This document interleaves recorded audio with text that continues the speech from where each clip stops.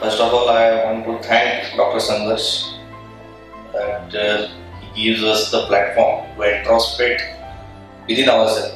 आत्मपरीक्षण जे म्हणतो आपण ते करायची संधी दिली. बरेच झालेलं नव्हतं ती संधी मिळाली.